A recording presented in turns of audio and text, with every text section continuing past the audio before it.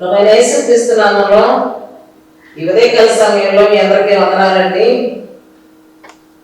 మరలా ఈ దినాన దేవుని యొక్క మాటలను కొద్దిగా ధ్యానం చేసుకున్నాం. మొదటిగా ప్రార్థన చేసుకుని పాట పాడి దేవుని నామాన్ని మహిమపరుచుకున్నాం. దయగల తండ్రి, పరిశుద్ధుడు, పరిశుద్ధమైన శ్రేష్టమైన నామాన్ని బట్టి మీకు వందనాలు, స్తోత్రాలు చెల్లిస్తూ ఉన్నాం. గతించిన దినాలన్నింటిలో మమ్మల్ని అందరినీ, మా కుటుంబాల్లో ఉన్న ప్రతి ఒక్కరిని కూడా మీరు ఎంతగానో కాచి ఇచ్చిన క్షేమకరమైన దినాన్ని బట్టి మీకు స్తోత్రాలు. ప్రభువా, నీ లేఖన భాగాన్ని ధ్యానం చేసుకొని మరింత జ్ఞానాన్ని మేము పొందుకున్నట్లుగా నీ కృపను మాకు అనుగ్రహించమని వేడుకుంటున్నాం. ఈ సమయం మీది, మేము నీ వారమై ఉన్నాం. ప్రభువా మా తండ్రి, నీ మాటలు అమూల్యమైన మాటలు, మనుషులను బ్రతికించి ప్రభువా జీవింపజేసే మాటలు, బలాన్ని ఇచ్చే మాటలు, ధైర్యపరిచే మాటలు, మా యొక్క చింతల్లో నుండి, బాధల్లో నుండి, సమస్యల్లో నుంచి విడుదలిచ్చి నీ మాటలను మేము జ్ఞాపకం చేసుకొని దీవించబడటానికి సహాయం చేయని దీవెనలే ఇస్తున్నాము, అడిగి వేడుకుంటున్నాము తండ్రి. ఆమె పురాతనపు పాటండి. కీర్తన పుస్తకంలో 376లో ఉంటుంది. శ్రీ యేసు మా రాజా అనే పాట. ఈ తరానికి తెలియకపోవచ్చు ఈ పాట. దేవుని నామాన్ని మహిమపరుచుకున్నాం. శ్రీ యేసు నా రాజా చాలేమో రాజా, ఈ ధరలో ధన్యులను చేయ నరులను, పావనుడవై పరము విడచి, పావనుడవై పరము విడచి ధరకు వచ్చితివా, సిల్వన్ ప్రాణమిచ్చుటకై. శ్రీ యేసు నా రాజా చాలేమో రాజా, జీవహారమో జీవజలమో జీవమో నీవే, దివ్యాంబచేసితివి,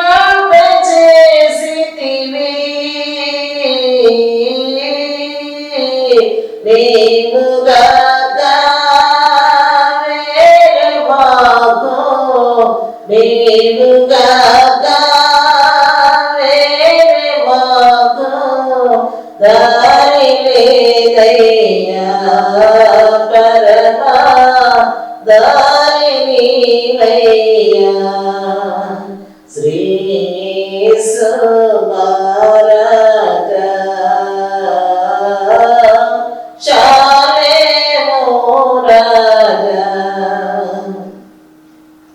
గొప్ప కాపరి, మంచి కాపరి, ప్రాణమిచ్చితివి,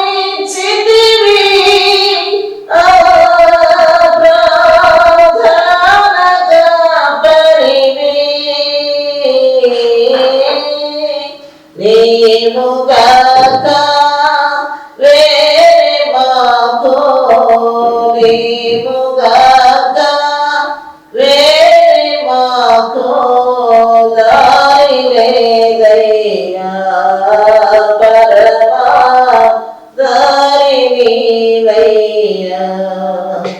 శ్రీ యేసు మహారాజా చాలేమో రాజా. ఒకసారి ప్రభు నామంలో వందనాలండి. ఈ ఉదయకాల సమయంలో ప్రభు కృపను బట్టి దేవుడు మాకు ఇచ్చిన కుటుంబాలు, సంఘము అందరూ క్షేమంగా ఉన్నాం. మీరు కూడా క్షేమంగా ఉన్నారని, మీరు మీ కుటుంబాలు క్షేమంగా ఉన్నారని తలుస్తూ ఉన్నాం. ఉదయకాల సమయంలో మానవ జీవితంలో అనేకమైన శోధనలు, చింతలు, వ్యాధి బాధలు సమస్యలు అనేకం ఉంటాయి.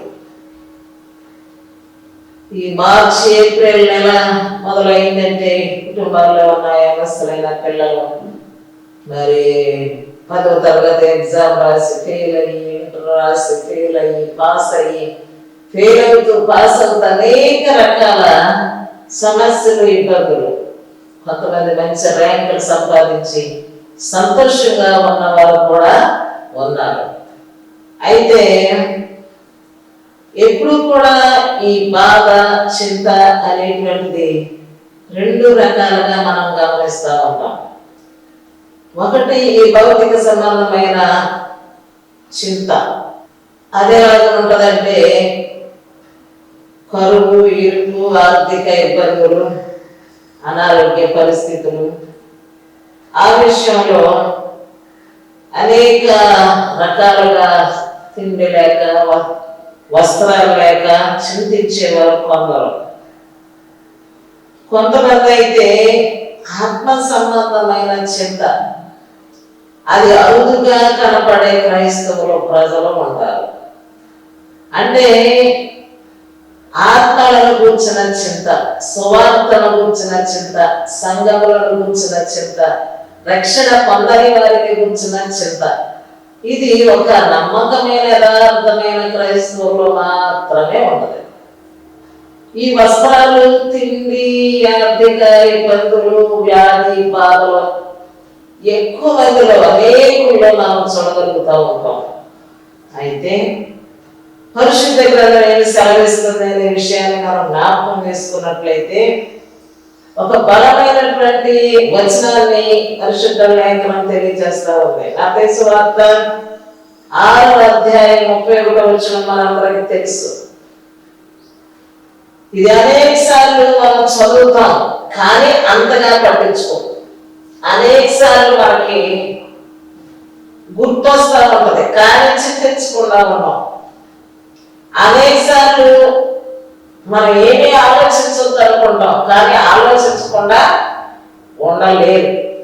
అయితే ఆ వచనాన్ని మనం చదివినట్లయితే భౌతిక సంబంధమైనటువంటి విషయాన్ని తెలియజేస్తా ఉంది. కాబట్టి ఏమి తిందుమో, ఏమి త్రాగుదుమో, ఏమి ధరించుకుందుమో అని చింతింపకుడి. ఇది మన భవిష్యత్తును కూర్చున్నటువంటి చింత.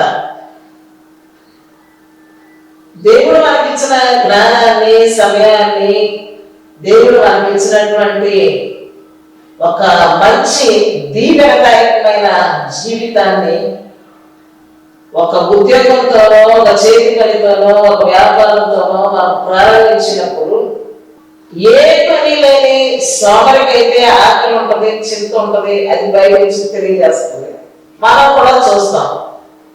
కానీ కష్టపడి పని చేసుకుంటూ అనేక రకాల శోధనలు వచ్చినప్పుడు, ఆ శోధనలో నుంచి బయటికి రాలేక అనేక నష్టాలకు గురైనప్పుడు అదొక రకమైనటువంటి చింత, తీరని లోటుగా మనకు కనిపిస్తా ఉంది. అయితే 6వ అధ్యాయం 34వ వచనంలో ఏముందంటే అసలు రేపటిని గురించే చింతించొద్దు, భవిష్యత్తుల గురించి చింతించేటువంటి స్వభావం ఉంది. బైబిల్ చెబుతుంది రేపటిని గురించే చింతించొద్దు. రేపటి దినము దాని సంగతులు అది చూసుకుంటది, దాని గురించి అది చింతించుకుంటది. ఏ నాటి కీడు ఆ నాటికి చాలును. మీరు రేపటిని గురించి కూడా చింతించవద్దు. ఎవరితో ఈ మాటలు చెప్తున్నాడు యేసుక్రీస్తున్నారు అని మనం ఆలోచన చేస్తే, తన బిడ్డలైన క్రైస్తవులతో ఈ మాటలు ఆయన, తన శిష్యులతో ఈ మాటలు ఆయన చెప్తా ఉన్నాడు. ఒకవేళ మీరు చింతించినట్లయితే మీరు అన్యులే, అన్యులకి మీకు ఏ విధంగా తేడా ఉండదు. కాబట్టి మీరు అన్యుల దారిలోనికి వెళ్ళొద్దు. అన్య జనాంగంలో నేను మిమ్మల్ని బయటికి తీసుకొని వచ్చాను. మీరు ఒకప్పుడు చీకటిలో ఉన్నారు, నేనంటే తెలియకుండా ఉన్నారు, ఇప్పుడు నన్ను తెలుసుకున్నారు, వెలుగులోకి వచ్చారు. కాబట్టి మీరు చింతించకూడదు, చింతింపకుడి అని ఆయన తెలియజేస్తూ ఉన్నాడు. దప్పిక కోసం చింతించేటువంటి వాళ్ళు కూడా ఉంటారా? నీళ్ళు దొరక్క అంటే అవును ఉంటారు. కొన్ని ప్రాంతాల్లో శుద్ధమైన నీరు ఉండదు తాగటానికి కూడా, వినియోగించుకోవటానికి కూడా. సరే మనం అంత దూరం ఆలోచించకపోయినా లేఖనాల్లో మంచినీళ్ళ బావిని బట్టి దాహం తీర్చేటువంటి ఆ నీళ్ళని బట్టి మనకు ఒక అధ్యాయం కనపడుతుంది. మన సువార్త 4వ అధ్యాయం 15వ వచనంలో అక్కడ ఒక స్త్రీ మనకు కనపడుతుంది. నీళ్లు ఎప్పుడు నేను తోడుకొని రాకూడదు నిమిత్తము నాకు ఎప్పటికీ దాహము కాని నీళ్లు మీ దగ్గర ఉంటే అవి నాకు కావాలి అని ఆశపడుతుంది ఆవిడ. కానీ క్రీస్తు ప్రభు వారిని పలకరించడానికి, ఆమెతో మాట్లాడటానికి ఆయనలో ఉన్న గొప్ప శక్తి ఆమెకు ఆ స్పృహ తెలిసేలాగా చేసే దినం అదేనని ఆమెను దర్శించిన రోజు అన్నమాట సమరయ స్త్రీ. క్రీస్తు ప్రభు ఆమె అడుగుతుంది, చేతుకుండకు నేను ఇంత దూరము రాకున్నట్లు ఆ నీళ్లు నాకు దయచేయము. ఎంతో దూరం వెళ్ళి నీళ్లు చేరుకోవాల్సిన అవసరత నాకుంది. దూరం వెళ్తున్నాననే చింత నాకుంది.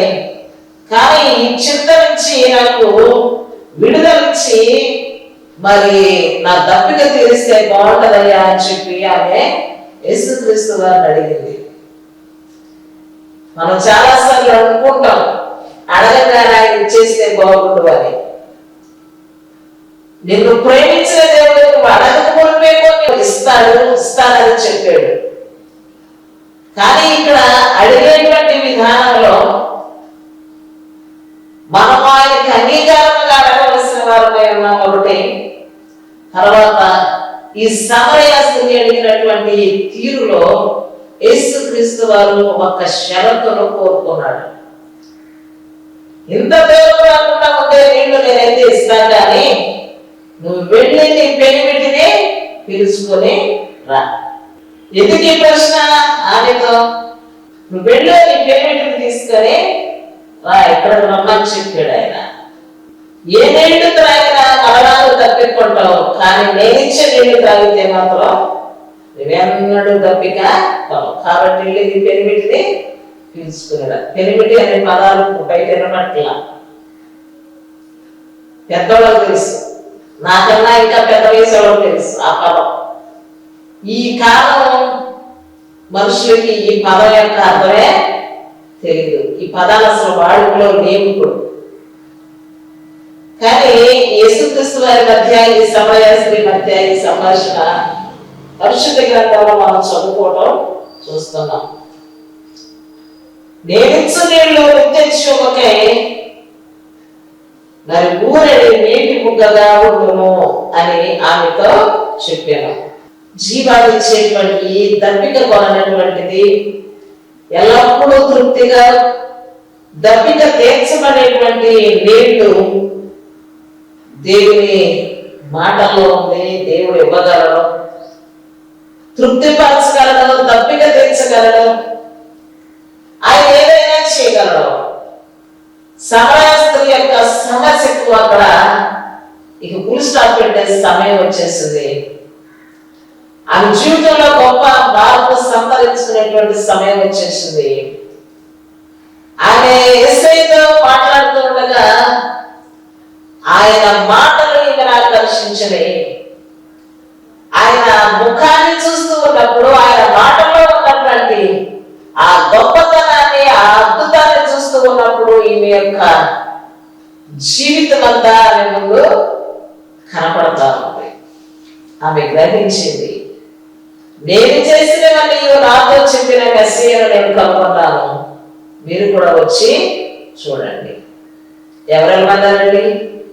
ఆవిడ మధ్యాహ్న సమయంలో బయటికి ఇంత దూరం నీడకు రావడానికి ఇబ్బంది పడే వ్యక్తి గ్రామంలోకి వెళ్ళి ఇలాంటి మాట చెప్పడం అంటే అది ఎంత గొప్ప అద్భుతమో ఒకసారి మనం ఆలోచించాలి. ఎందుకు ఆవిడ అలా చెప్పగలిగిందంటే యేసయ్య మాటలో ఆ ప్రభావం ఆమెను ప్రభావితం చేసింది. ఆ యేసుక్రీస్తు వారి మాటలో ఒక శక్తి హృదయాన్ని తాకింది. ఆమె జీవితాన్ని, ఆమె తప్పుని, ఆమె అవిధేయతను జ్ఞాపకం చేసింది.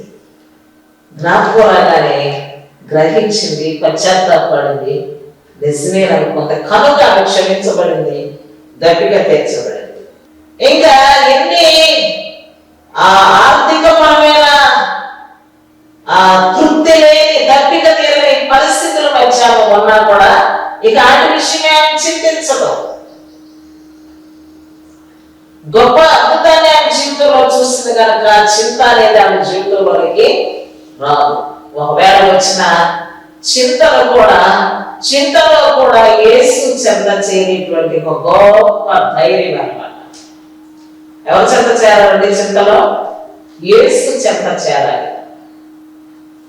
బంధువులు చెంత చేరేవా నీ సమస్య తీరదు, లేదా ఇరుగు చెంత చేరేవా నీ సమస్య తీరదు. నీ కంటికి కనపడిన వాళ్ళందరినీ నమ్మేసి ఆశ్రయించేవా నీ సమస్య తీరదు, నీ చింత పోదు. నీ చింతలన్నీ తీర్చేటువంటి దేవుడు,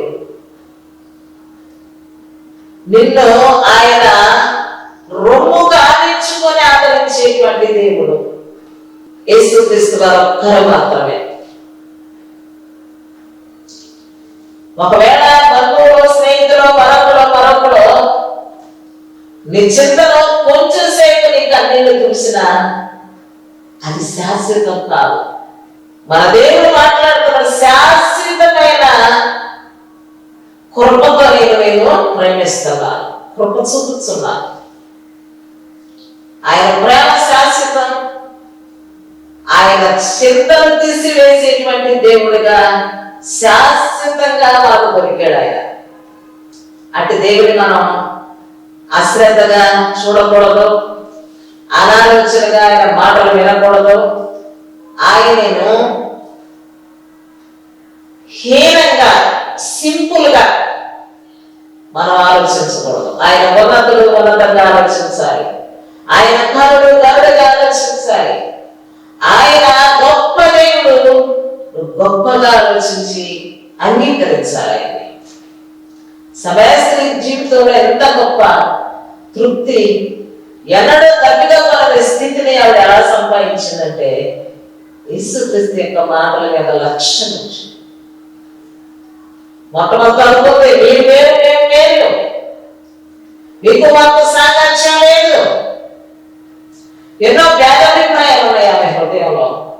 సమస్తాన్ని తుడిచివేసినాయి ఆయన మాటలు. మన జీవితాల్లో కూడా అంతే. ఎన్ని రకాల దేవునికి వ్యతిరేకమైన కార్యాలున్నా ఆయన మాటలను నువ్వు లక్ష్య పెడితే నీ ప్రతి వ్యతిరేకత తుడిచివేస్తాడు.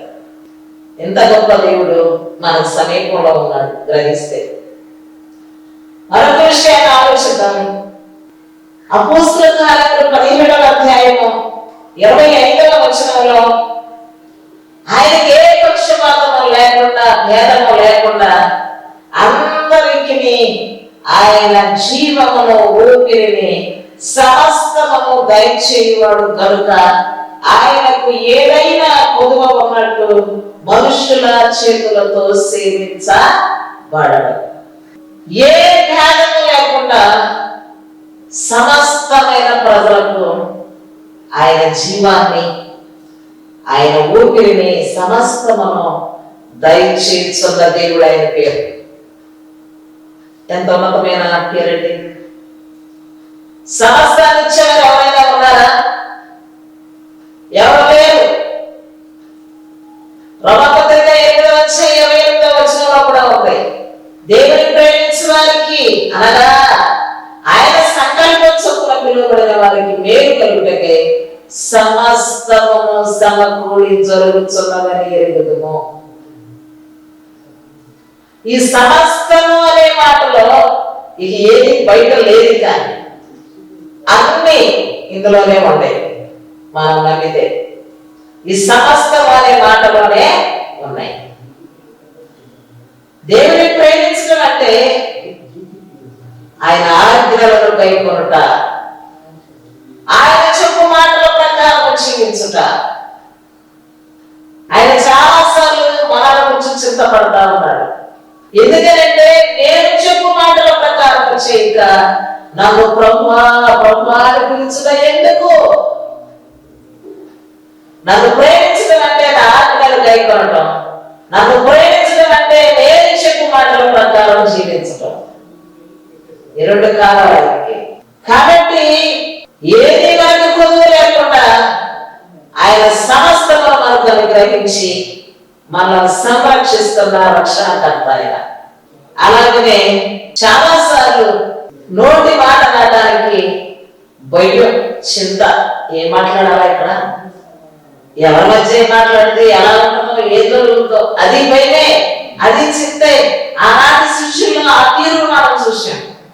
ప్రభువైన యేసుక్రీస్తు వారి శిష్యులు సువార్త మాట్లాడటానికి వారు ముందుకు వచ్చినప్పుడు వారిని బలత్కారముగా పట్టుకొని చావడంలో బంధించిన వారు ఉన్నారు, అధిపతుల యొక్క తీసుకుని పోయిన వారు ఉన్నారు, చెరసాలలో వేసిన వారు ఉన్నారు. వారికి ఏం సంభవిస్తుందో తెలియక అనేక రకాల పరిస్థితులు, విపత్తులు ఉన్నప్పటికీ కూడా వారు వారితో దేవుడు మాట చెప్తున్నాడు. మీరు అధిపతుల ఎద్దకు వెళ్ళినా, చెరసాల ఎద్దకు వెళ్ళినా, అనేక మంది మీ మీద మిమ్మల్ని దూషించే అబద్ధముగా మీ మీద చెడ్డ మాటలు పలికిన మీరు ధన్యులు, మీరు చింతపడవద్దు. మీరు మాట్లాడాలని మీరు చింతపడవద్దు. మీరు ఎక్కడున్నా, ఎవరి వచ్చన్నా సమయోచితంగా నేను మీతో మీరు ఎలా మాట్లాడాలో మీకు ఆ జ్ఞానాన్ని నేను అనుగ్రహిస్తాను. మీరు ఎవరికైనా జ్ఞానం కుదురుగా ఉంటే అట్టివాడు నన్ను అడగలేను. ఎంత అభయం బట్టి అడగడం, చాలా అడగడం అనుకుంటాను. నా చదువును బట్టి, నాకున్నటువంటి బలాన్ని బట్టి, వాక్చాతుర్యాన్ని బట్టి, నా లౌకిక జ్ఞానాన్ని బట్టి నాకు చాలా జ్ఞానం ఉంది అనుకుంటాను. ఆ జ్ఞానం వేరు. ఈ లోక జ్ఞానం దేవుని దృష్టికి వెళ్తామని పరిశుద్ధ గ్రంథం సాక్షిస్తా ఉన్నాయి. కానీ దేవుడిచ్చే జ్ఞానం అధిపతుల ఎదురైనా, ఎవరి ఎదురైనా, దాని జ్ఞానాన్ని మనం చూసే కదా రాజు ఎదుట. అక్కడ కల్తీ దేశపు భాషలు మాట్లాడటానికి ఎంతో మంది జ్ఞానవంతులను తీసుకొని వచ్చారు. కానీ దేవుడి అనుగ్రహించే జ్ఞానం ఎదుట ఎవరి జ్ఞానం పనికిరాల. అక్కడ ఎవరు ఎంతెత్తున్నావు, ఎలా ఉన్నావు, ఏం చదువుతున్నావు కాదు. నీ హృదయం దేవుడికి ఇష్టం ఉండాలి. నీవు దేవుడి జ్ఞానం కొరకు ఎదురు చూసినట్లయితే నువ్వు దేవుడిచ్చే జ్ఞానాన్ని పొందుకుంటావు, దాన్ని అనుభవిస్తావు.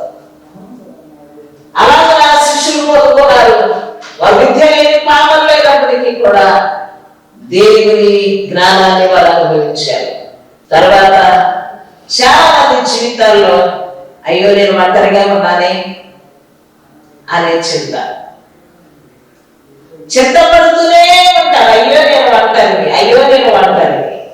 కానీ మన కొరకు చింతపడే దేవుడు, మన దేవుడు ఉన్నాడనే విషయాన్ని మనం గుర్తుంచుకో. ఒక అక్క చెల్లి ఇద్దరండి, వాళ్ళు స్థాయిమైన పనులు పెట్టుకొని యేసుప్రభు వారిని చింతించారు. వీళ్ళిద్దరు అక్క చెల్లెలు ఎవరో మీకు తెలుసు. చెప్పంటారా? మరియా మార్తండి. మీకు తెలియదా? వీళ్ళు తెలుసు. మీకు మీ పరిచయస్తులే. మార్తండ యేసుప్రభు వారిని, ప్రభా నేను ఒంటరిగా పని చేస్తున్నావు కదా, నా సుహృదం నీ దగ్గర కూర్చోబెట్టుకున్నావు, ఒంటరిగా పనిచేసే నా మీద నీకు చింతలేదా అని మాట్లాడుతావు. కాబట్టి ఒంటరిగా ఉన్నా నీ దేవుడిని విడిచిపెట్టడం, నీ యొక్క చింత యావత్తు కూడా ఆయన మీద వేయుడి అనేటువంటి వాగ్దానాన్ని మనకిచ్చాడు. చింతించడం మన పని కాదు. శిష్యులు అనేక విషయాలు చింతించారు. నేను నశించిపోతున్నా బ్రహ్మా. మార్కు సువార్త 4:38 ఆయన దోణి వలన తలవాల్చి తలగడ మీద తలవాల్చి నిద్రించుచుండగా వారాయనను లేపి, బోధకుడా నేను నశించిపోతున్నావు, నీకు చింత లేదా? ప్రశ్న. ఈశ్వరుడు ప్రశ్నించే పరిస్థితులు వస్తున్నాయి క్రైస్తవులు, నేటి మనుషులు. నీకు చింత లేదా? నువ్వు చూడటం లేదా? నువ్వు వినడం లేదా అని అడుగుతున్నారు. ఆయన వినడండి, ఆయన చూడడా? అందరికీ కలిపి ఒకే జవాబు ఇస్తున్నాడు. చదువుకున్నాం చివరిగా మొదటి పేతురు పత్రిక 5:7 ఆయన మిమ్మల్ని గురించి చింతించుతున్నాడు కనుక మీ చింత యావత్తు నా మీద వేయండి, నిబ్బరమైన బుద్ధి గలవారై మెలకువగా ఉండండి, దేని గురించి చింతపడకుడి, ప్రతి విషయంలోనూ ప్రార్థన విజ్ఞాపనల చేత కృతజ్ఞతాపూర్వకంగా మీ విన్నపములు మీ దేవునికి మీరు తెలియచి మీ పనిదే. చింతపడకుండా మీ విజ్ఞాపనలు, మీ ప్రార్థనలు, మీ కృతజ్ఞతలు దేవునికి తెలియచేయండి. మిమ్మల్ని గురించి చింతించుతున్న దేవుని చెంతకు మనందరం వెళ్దాం. ఇంకా వాక్యాన్ని లేఖనాల్లో అనేక చోట్ల తెలియచేయబడతా ఉన్నది.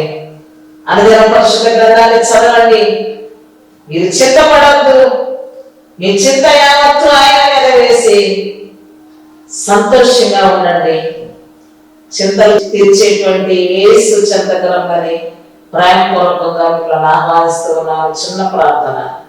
దయగల తండ్రి పరిశుద్ధుడా, మా దేవా, మా కాపరి, మా విమోచకుడా, మా చింతలన్నీ తీర్చే దేవాన్ని ప్రతి మానవాళిని చెంతకు చేరి ప్రతి చింత, వ్యాధి, బాధ, సమస్యలకు ప్రభావాన్ని వెంబడించే కృప దయచేయి. నువ్వెవరిని అనాథులుగా చేసే దేవుడు కాదు. ప్రతి ఒక్కరిని నీ ప్రేమతో ప్రభా ఆహ్వానించే దేవుడు అయ్యా. ఈ ఉదయకాల సమయంలో ప్రతి కుటుంబంలో ఉన్న కుటుంబ పెద్దలను, ఎవరైన బిడ్డలు, విద్యార్థులను, ఎవరు నా తండ్రి స్థితిలో వివాహాల కొరకు సిద్ధపడుతున్న వారిని, అనారోగ్య పరిస్థితుల్లో ఉన్న వారిని మీరు జ్ఞాపకం చేసుకొని వారి వారి అవసరతలు చొప్పున వారికి సహాయం వారికి గ్రహించునని ఈ దీవెనలు ఇస్తున్నామని వేడుకొంచున్నాము తండ్రి. ఆమేన్. అందరికీ వందనాలండి. మరి మరలా వచ్చే వాళ్ళని కలుసుకుందాం. యాసంకాలం జాగ్రత్తగా ఉండండి. ఆ కుటుంబాల్లో వృద్ధులు, పిల్లలు మరి ఆరోగ్యపరమైనటువంటి శ్రద్ధ తీసుకొని మరి జాగ్రత్తగా ఉండాలని ప్రభు పేరట కోరుతూ ఉన్నారు. వందనాలండి అందరికీ.